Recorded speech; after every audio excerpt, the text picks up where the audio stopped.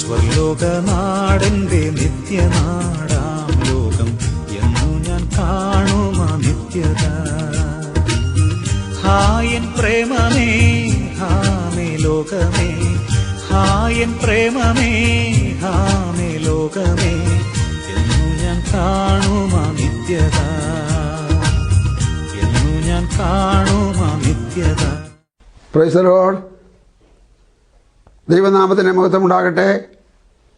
Grace മിനിസ്ട്രീസിൻ്റെ സ്വാതന്ത്ര്യ സന്ദേശം എന്ന ഞങ്ങളുടെ TV പ്രോഗ്രാമിലേക്ക് ആദരണീയരായ എല്ലാ ശ്രോതാക്കളെയും ദൈവനാമത്തിൽ സ്വാഗതം ചെയ്യുന്നു. എല്ലാവർക്കും ഞങ്ങളുടെ ടീമിൻ്റെ വന്ദനവും സ്വാഗതവും സന്തോഷസമേതം ആശംസിക്കുന്നു. നമുക്ക് പ്രാർത്ഥനയോടെ ഇത്തിരി നേരം ദൈവവചനത്തിന് മുമ്പാകെ മനസ്സോടെ ഇരുന്നാൽ ഒത്തിരി മാറ്റം മനസ്സിനും ശരീരത്തിനും ജീവിതത്തിലും ഉണ്ടാവും. എനിക്ക് ഉറപ്പാണ്. അതുകൊണ്ട് ഞാൻ നിങ്ങളെ അത് ഓർപ്പിച്ചു. ഇന്നത്തെ എപ്പിസോഡ് സ്പോൺസർ ചെയ്തിരിക്കുന്ന ഒരു സഹോദരനുണ്ട്, തനിക്ക് വേണ്ടി പ്രാർത്ഥിക്കാം. ഗൾഫ് നാടുകളിൽ നിന്ന് ഈ വേലയെ ഓർത്ത് സഹകരിക്കുന്ന ആ സഹോദരൻ, സ്വർഗീയ പിതാവേ, യേശുവിൻ നാമത്തിൽ ഞാൻ പ്രസ്താവിച്ച പ്രകാരമുള്ള ഗൾഫ് നാട്ടിലായിരിക്കുന്ന ആ സഹോദരനെ ദൈവമായ കർത്താവ് ധന്യമായി അനുഗ്രഹിക്കണമേ. തിരുനാമത്തിന് വേണ്ടി ചെലവിടുകയും ചെലവായി പോവുകയും ചെയ്യുന്ന ഞങ്ങളുടെ പിതാക്കന്മാരുടെ കാലടികളെ സത്യമായി അനുകരിക്കുവാൻ തന്നാലാവോളം സഹകരിക്കുന്ന ആ സഹോദരനായി സ്തോത്രം ചെയ്ത് പ്രാർത്ഥിക്കുന്നു. തനിക്ക് ആവശ്യമായ എല്ലാ ഐശ്വര്യങ്ങളും അനുഗ്രഹങ്ങളും ഇതിനാൽ ഉണ്ടാകേണ്ടതായ അഭിവൃദ്ധിയും ദൈവം നൽകുമാറാണെന്ന് പ്രാർത്ഥിക്കുന്നു. സാധിക്കട്ടെ, സംഭവിക്കട്ടെ, യേശു ക്രിസ്തുവിൻ ധന്യമായ നാമത്തിൽ തന്നെ. ആമേൻ, ആമേൻ. കർത്താവ് അനുഗ്രഹിക്കട്ടെ. ഇന്നു മുതൽ 5 ആഴ്ചകൾ ദൈവം അനുവദിച്ചാൽ ഏറ്റവും പ്രസക്തമായത് ആത്മീക ജീവിതത്തിൽ, ദൈവിക ബന്ധത്തിൽ, ദൈവവിശ്വാസത്തിൽ അറിഞ്ഞിരിക്കേണ്ടതായ 5 എപ്പിസോഡുകളിലായി കാര്യപ്രസക്തമായ കാര്യം മാത്രം ചുരുക്കി പറഞ്ഞിട്ട് മുന്നോട്ട് പോകാൻ താല്പര്യപ്പെടുന്നു. ഒന്ന് വിട്ടുപോയാൽ, അത് കാണുന്നതിലൊന്ന് കുറഞ്ഞു പോയാൽ നിങ്ങൾക്കത് പൂർത്തീകരിക്കപ്പെടാൻ സാധിക്കാതെ വരും. എല്ലാ വെള്ളിയാഴ്ചയും രാവിലെ 8:30 മണിക്ക് ഹാർവസ്റ്റ് TV ചാനലിൽ നിങ്ങൾക്ക് അത് ലഭ്യമാണ്. നിങ്ങൾ സബ്സ്ക്രൈബ് ചെയ്യാനായിട്ട് തയ്യാറാകുക. ഇത് രണ്ടിനും സാധിക്കുന്നില്ലെങ്കിൽ യൂട്യൂബിൽ നിങ്ങൾ നോക്കിയാൽ, എൻ്റെ പേരടിച്ചാൽ അത് വരും. ഇത്രയും കാര്യം പറഞ്ഞുകൊണ്ട് ഇന്നത്തെ ചിന്തയ്ക്ക് അതിനു വേണ്ടി തിരഞ്ഞെടുത്തിരിക്കുന്ന ഒരു വേദഭാഗം വായിക്കുന്നു. എബ്രായ ലേഖനം 9-ാം അധ്യായം 15-ാമത്തെ വാക്യം. എബ്രായ ലേഖനം 9-ാം അധ്യായം 15-ാമത്തെ വാക്യം. അതുനിമിത്തം ആദ്യ നിയമത്തിലെ ലംഘനങ്ങളിൽ നിന്നുള്ള വീണ്ടെടുപ്പിനായി ഒരു മരണമുണ്ടായിട്ട് നിത്യാവകാശത്തിന്റെ വാഗ്ദത്തം വിളിക്കപ്പെട്ടവർക്ക് ലഭിക്കേണ്ടതിന് അവൻ പുതിയ നിയമത്തിന്റെ മധ്യസ്ഥൻ ആകുന്നു. നിയമം എന്ന ഒരു വാക്ക് പിടിച്ചിട്ട് ദൈവത്തിന്റെ നിയമം എന്ന് പുസ്തകപ്രകാരം ചേർത്തിട്ട് ദൈവത്തിന്റെ നിയമാവലി എന്ന വിഷയത്തിലേക്ക് നിങ്ങളെ ഒന്നുകൂടെ ഞാൻ സാദരം ക്ഷണിക്കുകയാണ്. ദൈവത്തിന് മനുഷ്യനുമായിട്ടുള്ള ഒരു നിയമാവലിയുണ്ട്. അത് ഓരോ രാജ്യങ്ങൾക്കും ഉണ്ടല്ലോ നിയമാവലി, ഓരോ ഡിപ്പാർട്ട്മെൻറ്റുകൾക്കും ഉണ്ടല്ലോ. ഈ ലോകത്തിലെ എല്ലാ രാജ്യങ്ങളിലും എല്ലാ ഇടങ്ങളിലും എല്ലാ കാര്യങ്ങൾക്കും നിയമാവലി ഉണ്ടല്ലോ. ആ നിയമാവലി തെറ്റിക്കുമ്പോൾ അതിന് പ്രതിസന്ധികളും നഷ്ടങ്ങളും ഉണ്ടാകുമല്ലോ. ഇതും ഒന്ന് അതുപോലെ വിലയിരുത്തുക. അതുപോലെ വിലയിരുത്താൻ പറഞ്ഞ് നിങ്ങളുടെ മനസ്സിനെ ഒന്ന് ലളിതമാക്കിയതേ ഉള്ളൂ. ഇതതിനേക്കാളൊക്കെ മേത്തരമായതാണ്. എനിക്ക് പറഞ്ഞു വരുമ്പോൾ എൻ്റെ ഹൃദയത്തിൽ നിന്ന് നിറഞ്ഞു വരുന്നത് 82 വയസ്സിലായിരിക്കുന്ന എനിക്ക്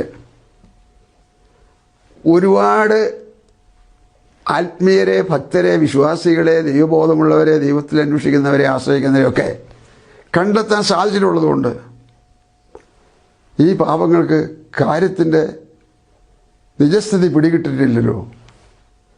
ഇവർ കഥയറിയാതെ ആട്ടം കാണുകയാണല്ലോ എന്നൊക്കെ തോന്നി വ്യസനിച്ചിട്ടുണ്ട്, പ്രാർത്ഥിക്കാറുണ്ട്. കർത്താവ് അവരുടെ ഹൃദയം തുറക്കേണ്ടതിന്, അവരുടെ ഹൃദയത്തിന് കണ്ണ് തുറക്കേണ്ടതിന്, അവരുടെ ആത്മീക ജ്ഞാനം ദൈവം നൽകേണ്ടതിന് പ്രാർത്ഥിക്കാറുണ്ട്. ഇവിടെ പുതിയ നിയമത്തിൻ്റെ മധ്യസ്ഥനാകുന്നു എന്ന് പറഞ്ഞ ഒരു വാക്ക് എബ്രായ ലേഖനത്തിൽ, അത് ക്രമേണ പിന്നാലെ ഞാൻ പറഞ്ഞു വരുമ്പോൾ നിങ്ങൾക്ക് കുറേ കൂടെ വ്യക്തമാകും, ബോധ്യമാകും. എന്നാൽ നിയമാവലി അല്ലെങ്കിൽ നിയമം എന്ന് പറഞ്ഞാൽ പുസ്തകത്തിൽ പറയുന്നത് ഉടമ്പടി എന്നാണ്. ഉടമ്പടി, അതിന് ഗ്രീക്കിൽ പറയുന്നത് ഡിയാത്തിക്കി എന്നാണ്. ഡിയാത്തിക്കി എന്ന പദത്തിൽ നിന്ന് വന്നിട്ടുള്ളതാണ് നിയമാവലി. അപ്പോൾ ആ നിയമാവലി മനുഷ്യ ദൈവമായിട്ടുള്ള ഒരു ഉടമ്പടിയാണ്. മറക്കല്ലേ, നഷ്ടം വരെ മറന്നുപോയെന്ന് പറയല്ലേ. ദൈവവും മനുഷ്യനുമായിട്ടുള്ളൊരു ഉടമ്പടി ബന്ധം. ഓക്കെ, പഴയ നിയമ പുസ്തകത്തിൽ പുറപ്പാട് പുസ്തകം 34-ാം അധ്യായത്തിൻ്റെ 27-ാമത്തെ വാക്യം ഒന്ന് വായിച്ച്. യഹോവ പിന്നെയും മോശയോട്, ഈ വചനങ്ങളെ എഴുതിക്കൊള്ളുക. ഈ വചനങ്ങൾ ആധാരമാക്കി ഞാൻ നിന്നോടും ഇസ്രായേലിനോടും നിയമം ചെയ്തിരിക്കുന്നു എന്ന് അരുളി ചെയ്തു. എന്റെ സഹോദരങ്ങളെ, നീ അരുളി ചെയ്തു,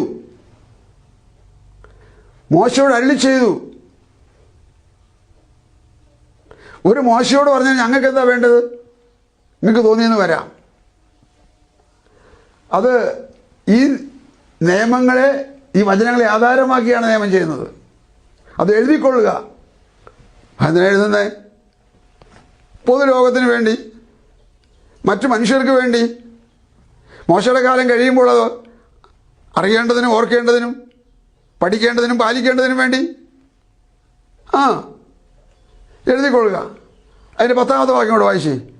അതിന് അവൻ അരുളി ചെയ്തത് എന്തെന്നാൽ, ഞാനൊരു നിയമം ഉണ്ടാക്കുന്നു, ഭൂമിയിലെങ്ങും ഒരു ജാതിയാലും സംഭവിച്ചിട്ടില്ലാത്ത അത്ഭുതങ്ങൾ നിന്റെ സർവ്വജനത്തിനും മുമ്പാകെ ഞാൻ ചെയ്യും. ഞാൻ ഒരു കാര്യം ചെയ്യും, ഞാനൊരു നിയമം ഉണ്ടാക്കുന്നു. ആരെങ്കിലും എന്തെങ്കിലുമൊക്കെ അവിടെ ഇവിടെയൊക്കെ പറയുന്ന കേട്ടിട്ടേ ചിരിച്ചുകൊണ്ടോ ഇഷ്ടപ്പെടാതെ പോയാൽ പോരാ. ഇത് ദൈവത്തിൻ്റെ ഭാഗത്തുനിന്ന് മാത്രം വന്നിട്ടുള്ളതാണെന്ന് അറിഞ്ഞിരിക്കണം. BC കാലയളവിൽ മോശയുടെ കാലത്ത് ഇസ്രായേൽ ജനത്തിന് വേണ്ടി, പൊതുവിന് വേണ്ടിയും ദൈവം നൽകിയത് അരുളപ്പാടായത്, ഞാനൊരു നിയമം ഉണ്ടാക്കുന്നു. ഈ നിയമം 27-ാം വാക്യത്തിൽ ഒന്ന് പറയും, ഈ നിയമം നീ എഴുതണം. ഈ വചനങ്ങളെ ആധാരമാക്കിയാണ് ഞാൻ നിയമം ചെയ്യുന്നത്. അപ്പോൾ നിയമം എന്ന് പറയുന്നിടത്ത്, ആ ഉടമ്പടി എന്ന് വയ്ക്കുന്നിടത്ത് അതിന് വിശദീകരണം തന്നിട്ടുണ്ട്.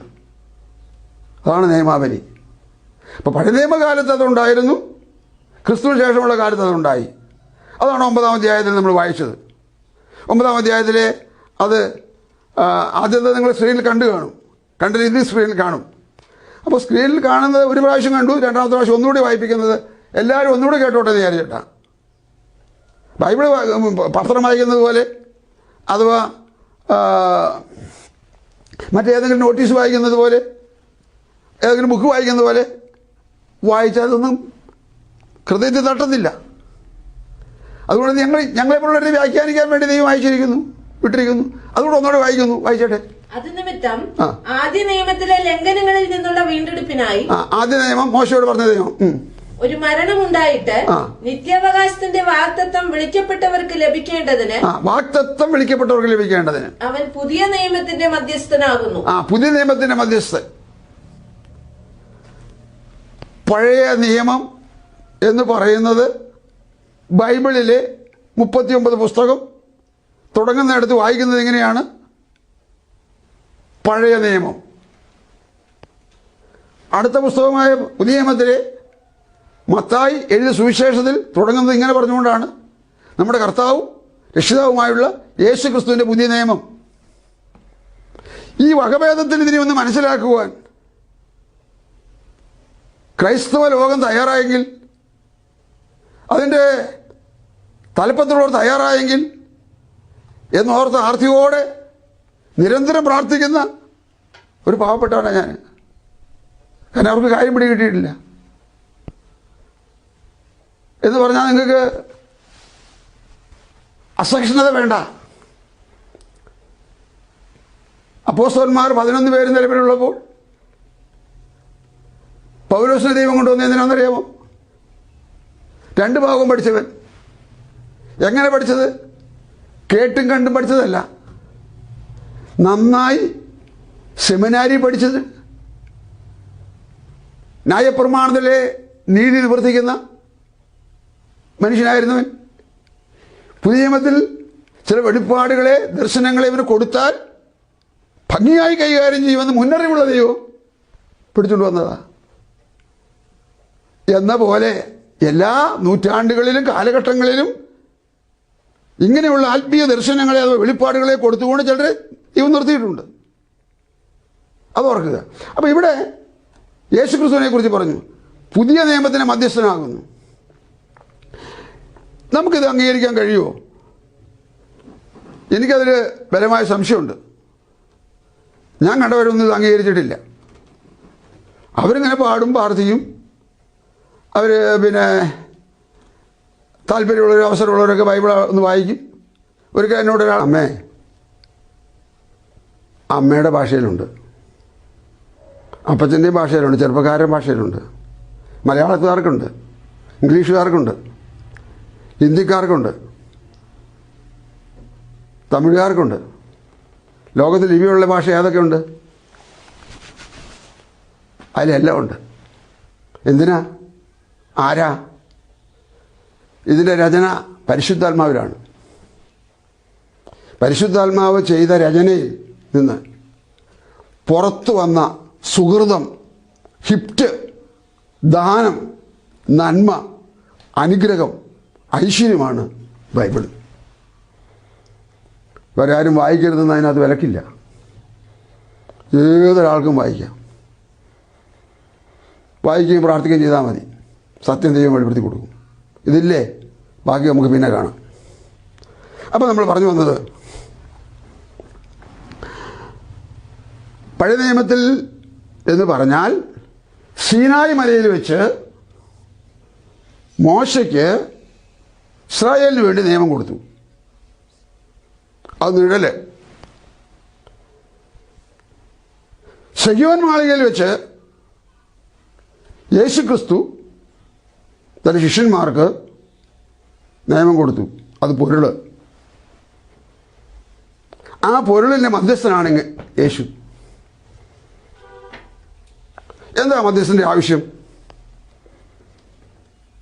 ലളിതമാക്കിയും ചുരുക്കമാക്കിയും പറയാം. 2 പേർ തമ്മിലുള്ള ഭിന്നത തീർക്കാൻ വേണ്ടി മൂന്നാമതൊരാൾ കയറി വരുന്ന ആളാണ് മധ്യസ്ഥൻ. തെറ്റിപ്പോണ്ട, അതങ്ങനെ തന്നെ.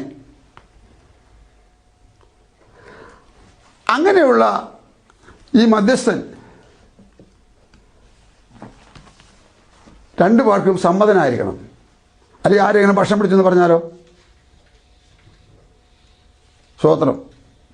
സ്വോത്രം സമ്മതനായിരിക്കണം. മനുഷ്യനും ദൈവവുമായിട്ട് പിണക്കമുണ്ട്. ഉണ്ട്. വിശുദ്ധിയിൽ വസിക്കുന്നവനും അശേഷം കാണാൻ ഇഷ്ടമില്ലാത്തവനുമായ ദൈവം മനുഷ്യനിലേക്ക് നോക്കുമ്പോൾ അവർ അശുദ്ധരാണ്. തൻ്റെ വിശുദ്ധിക്ക് ചേരുന്നില്ല. വിശുദ്ധിക്ക് ചേരാത്ത ദൈവം അശുദ്ധനായ മനുഷ്യനുമായി പിണക്കത്തിലാണ്. അനുവാദത്തിൽ എഴുതിയിരിക്കുന്നത് ഇങ്ങനെയാണ്: നിങ്ങളുടെ ദൈവത്തെ തമ്മിൽ ഭിന്നിപ്പിച്ചിരിക്കുന്ന നിങ്ങളുടെ അകൃത്യങ്ങൾ അത്രയും. നിങ്ങളുടെ പാപങ്ങളെ, നിങ്ങളുടെ ദൈവത്തെ തമ്മിൽ അകറ്റിയിരിക്കുന്ന നിങ്ങളുടെ പാപങ്ങൾ അത്രയും. സിസ്റ്റർ, ആ വാക്യം പെട്ടെന്നൊന്ന് വായിക്കാമോ? യെശയ്യാ 59 1 വാക്യം. യെശയ്യാ 59 1 വാക്യം. ആ പിണക്കം എന്ന് പറഞ്ഞ വാക്ക് ഞാനൊന്ന് തെളിയിച്ചു കൊടുത്തേക്കട്ടെ. രക്ഷിപ്പാൻ കഴിയാതെ വണ്ണം യഹോവയുടെ കൈ കുറുകിയിട്ടില്ല. രക്ഷിപ്പാൻ കഴിയാതെ വണ്ണം ദൈവത്തിന്റെ കൈ കുറുകിയിട്ടില്ല. കേൾപ്പാൻ കഴിയാതെ വണ്ണം അവന്റെ ചെവി മന്ദമായിട്ടുമില്ല. കേൾക്കുവാൻ കഴിയാതെ വണ്ണം ദൈവത്തിന്റെ ചെവിക്ക് കേൾവി കുറവില്ല, മന്ദതയില്ല. നിങ്ങളുടെ അകൃത്യങ്ങൾ എത്രയും നിങ്ങളെയും നിങ്ങളുടെ ദൈവത്തെയും തമ്മിൽ ഭിന്നിപ്പിച്ചിരിക്കുന്നത്. നിങ്ങളുടെ അകൃത്യങ്ങൾ നിങ്ങളുടെ ദൈവത്തെയും നിങ്ങളെയും തമ്മിൽ ഭിന്നിപ്പിച്ചിരിക്കുന്നു. പിന്നെ നിങ്ങളുടെ പാപങ്ങൾ അത്രേ അവൻ കേൾക്കാതെ വണ്ണം അവന്റെ മുഖത്തെ നിങ്ങൾക്ക് മറയ്ക്കുമാറാക്കിയത്. അവർ കേൾക്കത്തില്ല, പാവിയുടെ പ്രാർത്ഥന കേൾക്കത്തില്ല. വെറുതെ ടൈം പാസ്റ്റാ, ഉപയോഗമില്ല, ഉപകാരമില്ല, പ്രയോജനമില്ല. ഇല്ല ഇല്ല ഇല്ല ഇല്ല ഇല്ല ഇല്ല. പാപം വിട്ടൊഴിഞ്ഞാൽ, മാനസാന്തരപ്പെടാൻ സമ്മതിച്ചാൽ, തെറ്റിപ്പോയെന്ന് ഏറ്റു പറഞ്ഞാൽ, അനുതാപത്തോടും പശ്ചാത്താപത്തോടും അടുത്ത് വന്നാൽ സ്വീകരിക്കും. പോട്ടെ, ആ ഭാഗം വിടാം. അപ്പം മനുഷ്യന് ദൈവം തമ്മിൽ ഭിന്നതയിലാണ്. ഭിന്നതയിലായിരിക്കുന്ന മനുഷ്യനെ ഭിന്നത മാറ്റി ദൈവത്തിലേക്ക് കൊണ്ടെത്തിക്കാൻ വേണ്ടി ദൈവമിട്ട പാലമാണ് മധ്യസ്ഥനായ യേശു ക്രിസ്തു. ഇവിടെ ആരൊക്കെ എങ്ങനെയൊക്കെ ഉറഞ്ഞു തുള്ളിയാലും ദൈവത്തിലേക്ക് കയറാൻ ഈ പാലമല്ലാതെ മറ്റൊന്നില്ല. അതിന് ജാതി, മതം, വർഗം, വർണ്ണം, വ്യത്യാസം, പ്രായം, ഭാഷ, രാജ്യം, കുലം, നോ. മനുഷ്യൻ അതാണ്. അവന് കയറാനുള്ള ദൈവമിട്ട പാലമാണ് ക്രിസ്തു. അപ്പൊ ക്രിസ്തു എന്ന പാലത്തിൽ കയറുമ്പോൾ, ക്രിസ്തു ദൈവത്തോട് മധ്യസ്ഥം ചെയ്യാൻ ചെല്ലുമ്പോൾ ശ്രദ്ധിക്കണേ, ദൈവം ആരായിരിക്കുന്നുവോ അവന് സമ്മതനായിരിക്കണം ചെല്ലുന്നവൻ. ദൈവത്തിന് സമ്മതനായിരിക്കണം മധ്യസ്ഥം പറയാൻ ചെല്ലുന്നവൻ. അപ്പോൾ ദൈവത്തെ പോലെയുള്ള ഒരാളായിരിക്കണം. ഭൂമിയിൽ ദൈവത്തിന് സമ്മതനായിട്ട് ആരുമില്ല. എല്ലാ ന്യൂനതകളും കുറവുകളും പോരായ്മകളും ഉള്ളവരാ. ക്രിസ്തു ചെന്ന് കഴിയുമ്പോൾ റെഡി. ക്രിസ്തുവിൽ അതില്ല. എല്ലാവരും ജനിച്ചതുപോലെ ജനിച്ചതല്ല ക്രിസ്തു. രണ്ടുപേരെ ഭൂമിയിൽ വിശുദ്ധരായി ജനിച്ചിട്ടുള്ളൂ. കേട്ടുവെച്ചോ, ആദ്യം ഉണ്ടായത് ആദാമാണ്, അഥവാ ദൈവം ഉണ്ടാക്കിയതാണ്. ദൈവജീവൻ അവനിൽ ചെന്ന് കഴിഞ്ഞപ്പോൾ അവൻ വിശുദ്ധനാണ്, അവനിൽ പാപമൊന്നുമില്ല. രണ്ടാമത്തത് മറിയ പ്രസവിച്ച യേശുക്രിസ്തുവാണ്. അത് മറ്റേതെങ്കിലും ജനനങ്ങൾ നടക്കണമെങ്കിൽ ഇരുപേർ തമ്മിലുള്ള സമ്പർക്കം വേണം. എന്നാൽ മറിയ അങ്ങനെയുള്ള സമ്പർക്ക നിമിത്തം ഉണ്ടായതല്ല യേശുക്രിസ്തു. യേശുക്രിസ്തു വിശുദ്ധനാണ്. കേട്ടല്ലോ. അപ്പോൾ ഒന്നാമത്തത് ആദാമും, രണ്ടാമത്തത് യേശുക്രിസ്തു. യേശുക്രിസ്തു ദൈവത്തിൻ്റെ അടുക്കലേക്ക് ചെല്ലുമ്പോൾ ദൈവത്തിന് സമ്മതനാണ് അവൻ. മനുഷ്യരുടെ അടുക്കലേക്ക് വരുമ്പോൾ മനുഷ്യന് സമ്മതനാണ് അവൻ. കാരണം അവൻ മനുഷ്യനാണ്. അവിടെ മനുഷ്യന് സമ്മതനാകുന്ന വിധത്തിൽ യേശു തികഞ്ഞവനാണ്. ദൈവവും യേശു തമ്മിൽ സമ്മതനാകുന്ന വിധത്തിൽ യേശു അവിടെ സമ്മതനാണ്, തികഞ്ഞവനാണ്. കേട്ടല്ലോ. ഇതാ മധ്യസ്ഥൻ. അതല്ലാത്ത ഒരൊറ്റ മധ്യസ്ഥനെയും തമ്പുരാൻ വെച്ചിട്ടില്ലെന്ന് മാത്രമല്ല, ഇവിടത്തെ കൂകി വിളിച്ചാൽ അങ്ങോട്ട് എത്തത്തില്ല. വഞ്ചിക്കപ്പെട്ടിരിക്കുന്നെങ്കിൽ, വശീകരിക്കപ്പെട്ടിരിക്കുന്നെങ്കിൽ, എങ്ങനെയും ജീവിച്ച് കാലം കളയുന്നെങ്കിൽ കളയല്ലേ. ഇന്ന് യാഥാർത്ഥ്യം മനസ്സിലാക്കി തിരിച്ചു വരാനൊരു അവസരമായി തീരട്ടെ. ദൈവത്തിനും മനുഷ്യർക്കും മധ്യത്തിൽ മധ്യസ്ഥൻ ഒരുവൻ മാത്രം, നമ്മുടെ കർത്താവായ യേശു ക്രിസ്തു തന്നെ. ദൈവത്തിന് സമ്മതനായ യേശു ക്രിസ്തു. അപ്പോൾ നമുക്ക് യിരെമ്യാ 31:31 ഒന്ന് പോകാം. ഞാൻ ഇസ്രായേൽ ഗൃഹത്തോടും യഹൂദ ഗൃഹത്തോടും പുതിയൊരു നിയമം ചെയ്യുന്ന കാലം വരുമെന്ന് യഹോവയുടെ അരുളപ്പാട്. പുതിയൊരു നിയമം ചെയ്യുന്ന ഒരു കാലം വന്നില്ല, വരും. യിരെമ്യാ പ്രവാചകൻ എന്ന് പറയുന്ന പഴയ നിയമ കാലഘട്ടങ്ങളിൽ ഒരു അംഗീകരിക്കപ്പെടുന്ന വിധത്തിൽ വലിയ പ്രവാചകന്മാരുടെ നിലയിൽ ഒരാളാണ് യിരെമ്യാവ്. ആ മനുഷ്യനെ കൊണ്ട് ദൈവം പറയിപ്പിച്ചു, ഇതാ ഞാൻ പുതിയൊരു നിയമം ചെയ്യുന്ന കാലം വരും. വരും എന്ന് പറഞ്ഞാൽ വന്നിട്ടില്ല. യേശു ക്രിസ്തു ക്രൂശിൽ മരിച്ച് ഉയർത്തെഴുന്നേറ്റപ്പോൾ വന്നു. 2 ദിവസം മുമ്പ് സെഗോൻ മാളികയിൽ വെച്ച് യേശു ക്രിസ്തു ശിഷ്യന്മാരെ പരമേൽപ്പിച്ചപ്പോൾ തുടക്കമായി. അതിനു മുമ്പ് പുതിയ നിയമമില്ല. അതിനു മുമ്പുള്ള ശുശ്രൂഷയെക്കുറിച്ച് വായിക്കുന്ന ഇങ്ങനെയാണ്: അവർ നിഴലായതിൽ ശുശ്രൂഷ ചെയ്തു. നിഴലായതിൽ. ഇവനോ പൊരുളായതിൽ ശുശ്രൂഷ ചെയ്തു.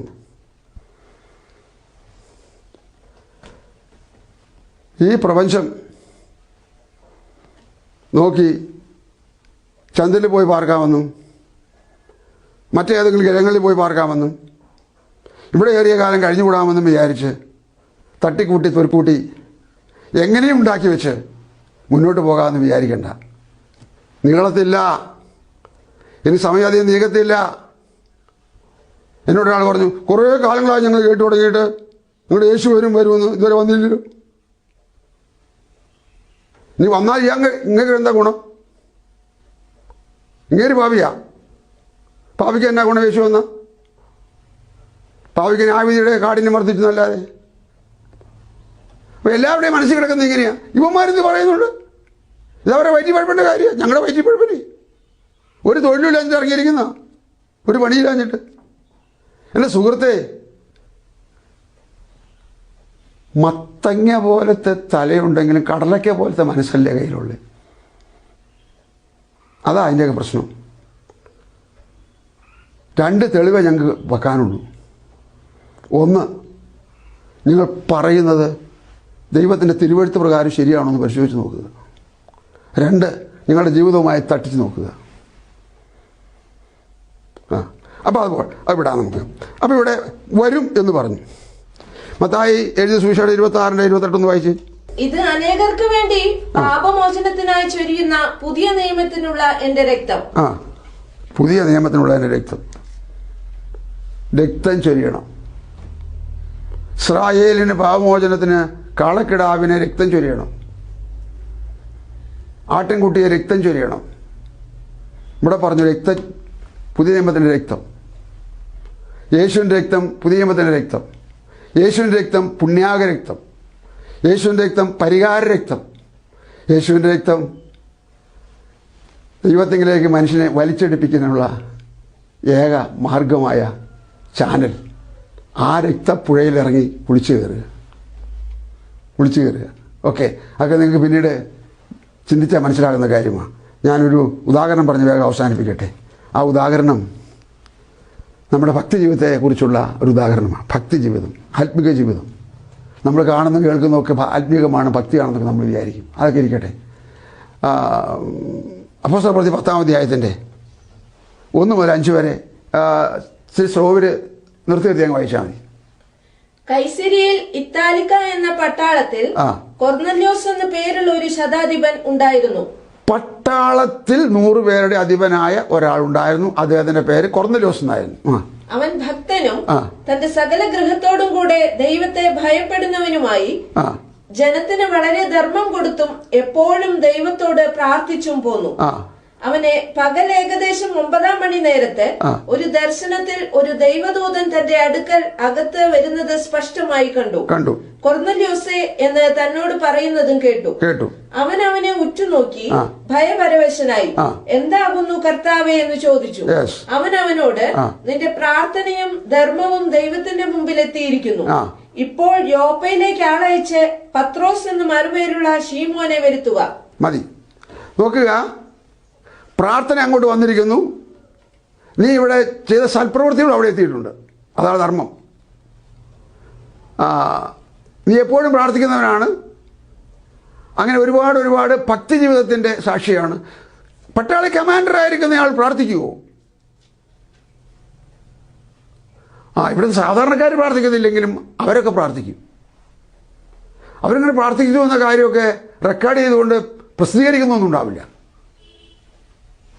അപ്പോൾ അവർ പ്രാർത്ഥിച്ചു. ദൈവം അത് ശ്രദ്ധിച്ചപ്പോൾ ദൈവത്തിന് പ്രിയം തോന്നി. ദൈവത്തിന് ഇഷ്ടമായി, ഇമ്പമായി. അപ്പോൾ ഒരു ദൂതനെ പറഞ്ഞയച്ചിട്ട് പറഞ്ഞു, എല്ലാം കറക്റ്റാണ്, പക്ഷെ ഇനിയൊരു കാര്യമുണ്ട്. എൻ്റെ ദാസനെ വിളിക്കണം. അവൻ്റെ പേര് പത്രോസ് എന്നാണ്. താമസ സ്ഥലമൊക്കെ പറഞ്ഞു കൊടുത്തു. സിസ്റ്റർ 11-ാം അധ്യായം, ആ അപ്പോസ്തലപ്രവൃത്തി 11-ാം അധ്യായത്തിൻ്റെ 11 മുതൽ 14 വരെ. അപ്പോൾ തന്നെ കൈസരിയിൽ നിന്ന് എന്റെ അടുക്കൽ അയച്ചിരുന്ന 3 പുരുഷന്മാർ ഞങ്ങൾ പാർത്ത വീട്ടിന്റെ മുമ്പിൽ നിന്നിരുന്നു. പത്രോസ് പറയാണ്, എന്റെ വീട്ടിന്റെ മുമ്പിൽ 3 പുരുഷന്മാർ വന്നു നിന്നു. ഒന്നും സംശയിക്കാതെ അവരോടുകൂടെ പോകുവാൻ ആത്മാവ് എന്നോട് കൽപ്പിച്ചു. ഈ 6 സഹോദരന്മാരും എന്നോടുകൂടെ പോന്നു. ഞങ്ങൾ ആ പുരുഷന്റെ വീട്ടിൽ ചെന്നു. അവൻ തന്റെ വീട്ടിൽ ഒരു ദൂതൻ നിൽക്കുന്നത് കണ്ടു എന്നും, നീ യോപ്പയിലേക്ക് ആളയച്ച് പത്രോസ് എന്ന് മറുപേരുള്ള ശീമോനെ വരുത്തുക, നീയും നിന്റെ ഗൃഹം മുഴുവനും രക്ഷിക്കപ്പെടുവാനുള്ള വാക്കുകളെ അവൻ നിന്നോട് സംസാരിക്കും എന്ന് ദൂതൻ പറഞ്ഞു എന്നും ഞങ്ങളോട് അറിയിച്ചു. എന്റെ പൊന്ന് ശ്രോതാക്കളായ പ്രിയരേ, നീയും നിന്റെ കുടുംബം മുഴുവൻ രക്ഷിക്കപ്പെടാനുള്ള വാക്കുകൾ പറയണം. അതിനൊരാൾ വേണം. അവന്റെ പേരാണ് പത്രോസ്. അവനെ വിളിപ്പിക്കുക. കൊർന്നല്യോസേ, രാജ്യത്ത് പ്രമുഖനാണ്, പ്രാർത്ഥനയിലും ധർമ്മത്തിലും പ്രമുഖനാണ്, ഒത്തിരി നല്ല സ്വഭാവങ്ങളും ഭക്തി ജീവിതത്തിനും പ്രമുഖനാണ്. എല്ലാം ഓക്കെ ഓക്കെ ഓക്കെ. അതുകൊണ്ട് ഇനി ഒരു ദൂതുണ്ട്. ആ ദൂത് ഇതാണ്, നീ നിന്റെ കുടുംബം മുഴുവൻ രക്ഷിക്കപ്പെടണം. രക്ഷിക്കപ്പെടാൻ തയ്യാറില്ലേ? ഇപ്പോഴത്തെ ഭക്തി കൊണ്ട് എൻ്റെ വരവിൽ ചേർക്കപ്പെടുമ്പോൾ നീ ഉണ്ടായിരിക്കുകയില്ല, മറിച്ച് എൻ്റെ രാജ്യത്തിന് എത്തത്തുമില്ല. ആർക്കും വായിക്കാം. അപ്പോസ്തലപ്രവൃത്തി 10-ാം അധ്യായം തുടർമാനമായിട്ട് നിങ്ങൾക്ക് വായിക്കാം. കൊർന്നല്യോസ് എന്ത് നിലപാട് സ്വീകരിച്ചു, അവിടെ ആ കുടുംബത്തിൽ എന്ത് സംഭവിച്ചു, എന്ത് മാറ്റമുണ്ടായി എന്നൊക്കെ മനസ്സിലാക്കാൻ കഴിയും. ഇവിടെ പറഞ്ഞു വന്നത് ദൈവത്തിൻ്റെ നിയമാവലി എന്ന വിഷയത്തിൽ കൊർന്നല്യോസ് അതിനകത്ത് വരണം. ഇല്ലാതെ ഇപ്പോഴത്തെ ഈ ആചാരങ്ങൾ പോരാ, അനുഷ്ഠാനങ്ങൾ പോരാ, ഇപ്പോഴത്തെ ഈ വിധമായിരിക്കുന്ന ഭക്തി ജീവിതം പോരാ പോരാ പോരാ. കൊർന്നല്യോസിനെ പോലെയുള്ളവരെ കാണാൻ ഞാൻ പലയിടത്തും നോക്കി. നമ്മുടെ ഇടയിൽ അയ്യോ ആരെയും കണ്ടില്ലെന്ന് പറയുന്നതാണ് എൻ്റെ പരാജയം. ആ കൊർന്നല്യോസിന് രക്ഷിക്കപ്പെടണമെന്നുള്ള ദൂത് വന്നു. കൊർന്നല്യോസ് അനുസരിച്ചു, അത് അംഗീകരിച്ചു, പാലിച്ചു, വാക്കുകളെ നിർത്തുന്നു. ദൈവത്തിൻ്റെ നിയമാവലി എന്ന് പറയുന്ന ഇതിനകത്ത് വരുമ്പോൾ നിയമം എല്ലാവർക്കും ഒരുപോലെ, രക്ഷ എല്ലാവർക്കും വേണ്ടത്, അതിനുള്ള മാധ്യമം എല്ലാവർക്കും ഒരുപോലെ തന്നെ. അതുകൊണ്ട് ഇത് തള്ളാതെ, വിട്ടുകളയാതെ, അതായത് ആരുടെയോ വിചാരിച്ച് എഴുതി തള്ളാതെ നിങ്ങളെ തന്നെ ക്രമപ്പെടുത്തി കർത്താവിൻ്റെ രാജ്യത്തിലേക്ക് വരാൻ ഒരുങ്ങണമേ എന്നൊരു തീരുമാനം എടുക്കാൻ ഇടയാകണമേ എന്ന് നിങ്ങളോട് പറയുകയാണ്. ഞാൻ പറഞ്ഞു വന്നത് ദൈവത്തിൻ്റെ നിയമാവലിയിലെ ആദ്യത്തെ 1-ാമത്തെ എപ്പിസോഡ്. ഈ 1-ാമത്തെ എപ്പിസോഡിൽ പറഞ്ഞത് ദൈവത്തിനും മനുഷ്യർക്കും നടുവിൽ മധ്യസ്ഥനായി ദൈവം വെച്ചിരിക്കുന്ന ഏക വ്യക്തി യേശുക്രിസ്തുവിൽ കൂടെ അല്ലാതെ ഒരൊറ്റയാൾക്കും ദൈവവുമായും ദൈവരാജ്യവുമായും ബന്ധപ്പെടാൻ സാധ്യമല്ല. അതിന് മാനസാന്തരം, രക്ഷ വേണം. ദൈവത്തിൻ്റെ നിയമത്തിൽ കയറണം. കർത്താവ് നിങ്ങളെ ഈ ചിന്താബോധത്തിൽ അനുഗ്രഹിക്കട്ടെ, ഇടയാകട്ടെ. അതോടുകൂടെ നിങ്ങളുടെ ആവശ്യങ്ങളും നിങ്ങളുടെ പ്രശ്നങ്ങളെല്ലാം ദൈവത്താൽ ന്യായമായും പരിഹരിക്കപ്പെടും.